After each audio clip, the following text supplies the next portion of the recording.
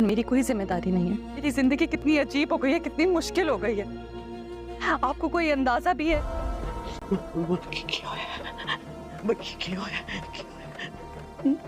बकवास बंद करो अपनी, मैं तुम्हारी शक्ल भी नहीं देखना चाहती, निकल जाओ यहाँ से, निकलो। क्या बचा है?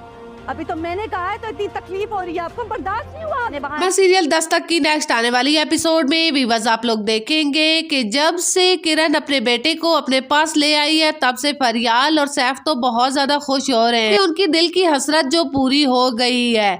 लेकिन सैफ है कि बिल्कुल भी बिजनेस की तरफ तवज्जो नहीं दे रहा। जब से फरियाल के साथ निकाह हुआ है, खूब शॉपिंग कर रहा है और उसको बाहर खाने वगैरह खिला रहा है, वो बिल्कुल बिजनेस की तरफ तवज्जो नहीं दे रहा, जिस पर उसकी कंपनी बहुत ज्यादा लॉस में जा रही होती है। पर कंपनी का मैनेजर आता है और उसकी माँ को बताता है कि जब से सैफ साहब के वालिद की डेथ हुई है, तब से हमारी कंपनी बहुत ज्यादा लॉस में जा रही है। आपको इसलिए बताने आया हूँ कि आपको मालूम होना चाहिए, कल फिर आप मुझ पर गुस्सा मत निकालिएगा। बरसों से उनका नमक खाया और मैं नहीं चाहता कि आज उनका जब मुश्किल वक्त आया है तो मैं इस कंपनी को छोड़कर चला जाऊं। जब ये बात सुनती है सैफ की माँ तो बहुत ज्यादा परेशान हो जाती है और कहती है कि घर से तो वो ऑफिस के लिए निकलता है, मुझे मालूम नहीं है कि वो कहाँ जाता है। बहरहाल मैं देखती हूँ कि क्या होता है। जब सैफ घर आता है तो सैफ की माँ उसको बहुत ज्यादा डांटती है और कहती है कि आज मैनेजर इस तरह घर पर आया था और कह रहा था कि अकाउंट भी खाली हो रहे हैं और बिजनेस भी बहुत लॉस में जा रहा है।